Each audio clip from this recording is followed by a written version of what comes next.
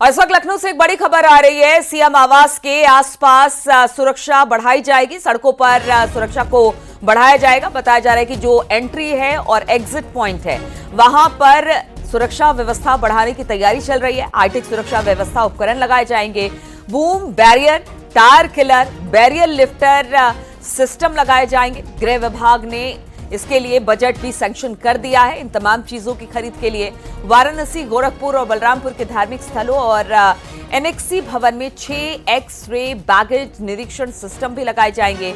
वाराणसी और गोरखपुर के गोरक्षनाथ मंदिर में 2 एनेक्सी भवन और बलरामपुर के पाटेश्वरी धाम में 1 एक्स-रे निरीक्षण सिस्टम लगाया जाना है। तो अब जो सीएम आवास है उसकी सुरक्षा व्यवस्था बढ़ा दी जाएगी। वहां पर बहुत सारे ऐसे हाईटेक सिस्टम है जो लगाए जाने हैं, जिसमें खास तौर पर कहा जा रहा है कि boom barrier, tyre killer, barrier lifter system लगाया जाएगा। इसके अलावा गृह विभाग ने इसके खरीद के लिए पैसे भी यानी कि बजट सैंक्शन कर दिया है। अगर सीएम आवास को छोड़ दिया जाए तो इसके अलावा वाराणसी, गोरखपुर और बलरामपुर के धार्मिक स्थलों एनेक्सी भवन में 6 एक्स-रे बैगेज निरीक्षण सिस्टम लगाए जाएंगे। वाराणसी और गोरखपुर के गोरक्षनाथ मंदिर में 2 एनेक्सी भवन और बलरामपुर के पाटेश्वरी धाम में 1 एक्स-रे निरीक्षण सिस्टम लगाए जाएंगे। सीएम योगी के सरकारी आवास 5 कालीदास मार्ग और आसपास की सड़कों पर पुख्ता की जाएगी सुरक्षा व्यवस्था। सुरक्षा उपकरणों की खरीद के लिए गृह विभाग की ओर से 21 करोड़ रुपए का बजट जारी कर दिया गया है। सीएम के सरकारी आवास 5 कालीदास मार्ग के कई महत्वपूर्ण स्थानों पर सुरक्षा व्यवस्था कड़ी की जाएगी। 21 करोड़ रुपए की लागत से एंट्री एग्जिट के चेक पॉइंट पर हाईटेक सुरक्षा उपकरण लगाए जाएंगे। सुरक्षा के लिए boom barrier, tyre killer, shallow road blocker, barrier lift system लगाए जाएंगे। राजीव चौक, सीएम आवास पर लगने वाले जनता दरबार, लॉ मार्टिनियर कॉलेज और उसके हेलीपैड के एंट्री एग्जिट पॉइंट पर एक्सेस कंट्रोल के लिए उपकरण और गैजेट लगाए जाएंगे। यही नहीं, वाराणसी, गोरखपुर और बलरामपुर के धार्मिक स्थलों और एनेक्सी भवन में 6 एक्स-रे बैगेज निरीक्षण सिस्टम लगाए जाएंगे।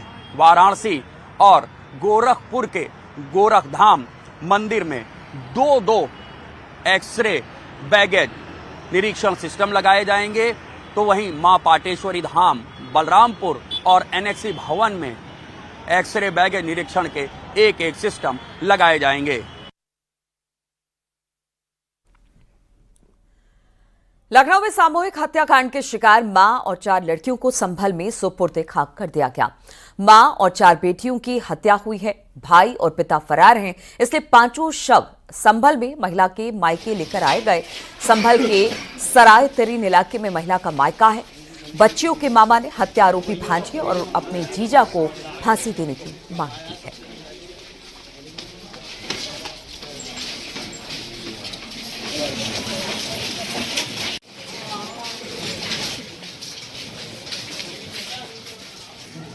और मेरे पास परसों फ़ोन आया, बोले ऐसे लखनऊ से फ़ोन आया है हमारे पास और ये बता रहा है ऐसा हादसा हुआ है यहाँ पर। मैंने नंबर लिया इनसे, लखनऊ से जिस नंबर से फ़ोन आया था मैंने उस नंबर पर कांटेक्ट करा। मैंने उन्हें पहले अपना परिचय दिया तो उन्होंने सारी बात बताई।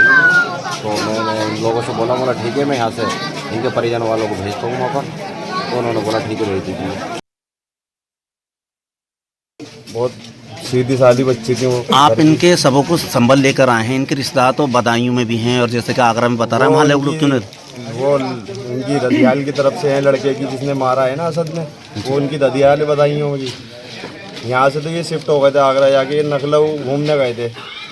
तो वहाँ बताया कि वहाँ पर लेकर होटल में लेकर मार दिया गया है।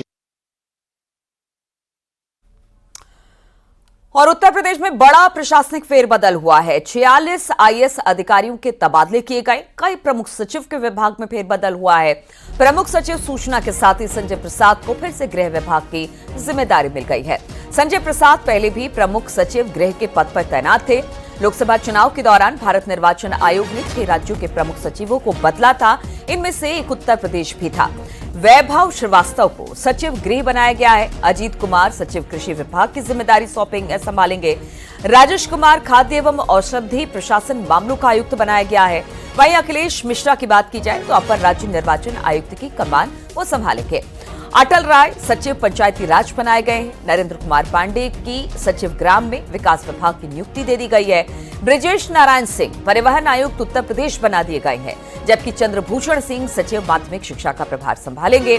वहीं अनुज कुमार झा नगर विकास सचिव का कार्यभार सौंपा गया है, जबकि M.K. सुंदरम प्रमुख सचिव श्रम और सेवा योजन के पद पर तैनात किए गए हैं।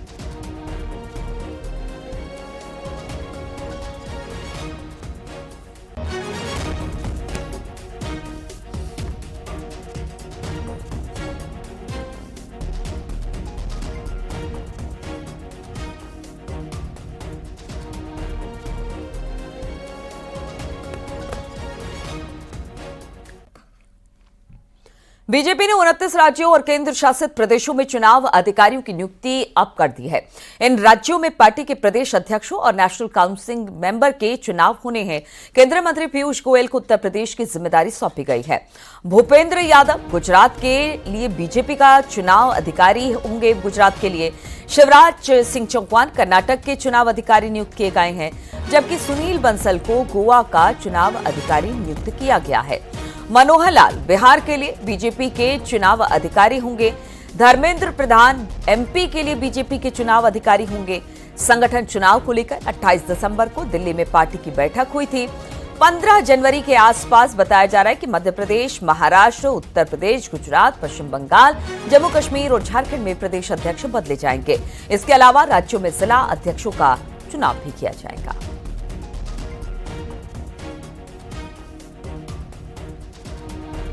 आगरा में दवा माफिया विजय गोयल की मुश्किल अब बढ़ गई है। छापेमारी के दौरान किए गए 14 सैंपल में से 8 सैंपल फेल हो गए हैं। पुलिस अब मुकदमे में नकली दवाओं की धारा भी बढ़ाने के काम में जुट गई है। आपको बता दें कि थाना सिकंदरा क्षेत्र के इंडस्ट्रियल एरिया में विजय गोयल की दवाइयों की फैक्ट्री थी। 22 अक्टूबर को ANTF और थाना पुलिस ने मिलकर छापा मारा। मौके से पुलिस को नई दवाइयां भी मिली थी। पुलिस ने केस दर्ज कर विजय गोयल और उसके साथियों को जेल भेजा था। ड्रग विभाग ने छापेमारी के दौरान 14 दवाइयों के सैंपल लिए थे। जांच में 8 सैंपल फेल हो गए हैं। ड्रग विभाग के अधिकारियों का कहना है कि जेल से छूटने के बाद विजय गोयल से पूछताछ की जाएगी। नकली दवाइयां और उनके जो रॉ मटेरियल्स है, जहां से मंगवाया जाता था, इन दवाइयों की कहां पर सप्लाई होती थी, तमाम बातों की जांच चल रही है। विजय गोयल की जो अवैध फैक्ट्री चल रही थी निर्माण लगाई, उस 21-22 अक्टूबर को वहां पर छापेमारी की गई थी। छापामारी कार्रवाई के दौरान 14 दवाओं के नमूने लिए गए थे। उनमें से 2 रिपोर्ट अभी प्राप्त हुई हैं। एक रिपोर्ट एम्प्टी जिलेटिन कैप्सूल की प्राप्त हुई है। 2 रिपोर्ट जो दवाई की प्राप्त हुई, दोनों नकली पाई गई हैं। उसमें जो तथ्य होता है, जो क्लेम किया जाता है, वो शून्य मात्रा पाई गई इसकी। और उत्तर प्रदेश पुलिस का ऑपरेशन क्लीन लगातार जारी है। मुजफ्फरनगर में रेप के आरोपी से पुलिस का एनकाउंटर हुआ। गोली लगने से आरोपी घायल हुआ। एनकाउंटर मंसूरपुर थाना क्षेत्र में हुआ है।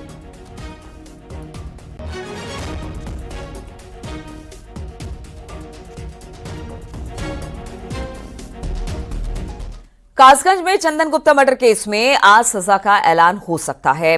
आज कोर्ट में 28 दोषियों को सजा सुनाई जाएगी। बता दें कि साल 2018 में 26 जनवरी को तिरंगा यात्रा के दौरान चंदन गुप्ता की हत्या कर दी गई थी। इस मामले में कोर्ट ने 28 आरोपियों को दोषी पाया था, जबकि 2 लोगों को कोर्ट ने बरी कर दिया है सबूतों के अभाव में। लखनऊ में NIA की विशेष अदालत ने फैसला सुनाया। चंदन के माता पिता ने दोषियों को फांसी की सजा की मांग की है। तो चंदन गुप्ता हत्याकांड में आज सजा का ऐलान किया जाएगा। कल फैसला आ गया था, 28 लोगों को दोषी करार दिया गया था, जबकि जो 2 लोग थे सबूतों के अभाव में उन्हें बरी कर दिया गया था। आज सजा पर फैसला, यानी कि सजा का ऐलान होगा। किस तरह की सजा मिलेगी, कैसी सजा मिलेगी, वो आज ये तय हो जाएगा। हालांकि अगर चंदन के माता पिता की बात की जाए तो उनका कहना है कि जिस तरह से मेरे बेटे की हत्या की गई, इन सारे गुनाहगारों को फांसी की सजा मिलनी चाहिए। अब सबको इंतजार इस खबर पर रहेगी कि आखिर इन दोषियों को कितनी सजा मिलती है।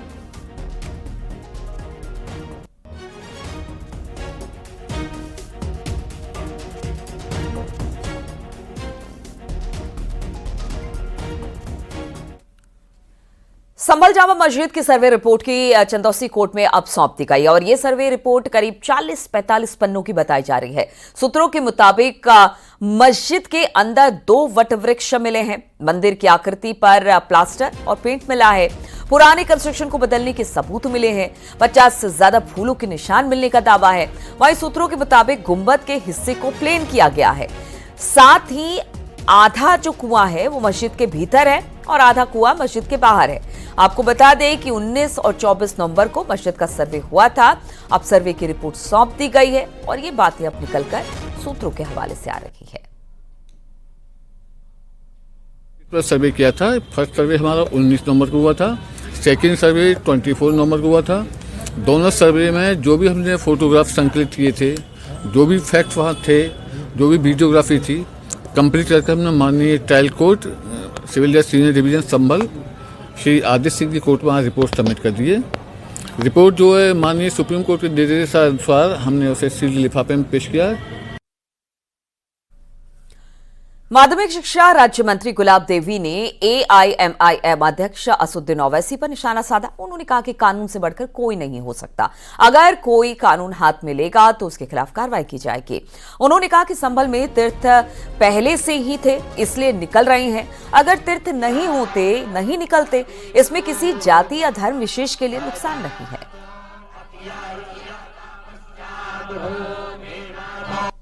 कानून से बढ़कर कोई नहीं हो सकता, चाहे वो किसी भी जाति का व्यक्ति हो। यदि कानून को हाथ में लेगा तो उसके खिलाफ कार्रवाई की जाए। ये कोई नई चीज नहीं है। यहाँ तीर्थ थे तो निकल रहे हैं, अब जब तीर्थ नहीं होंगे तो थोड़ी निकलेंगे। जहाँ जो तीर्थ है वो निकाला जा रहा है और वो पूजा के योग्य बनेगा, सब लोग उसकी पूजा करेंगे।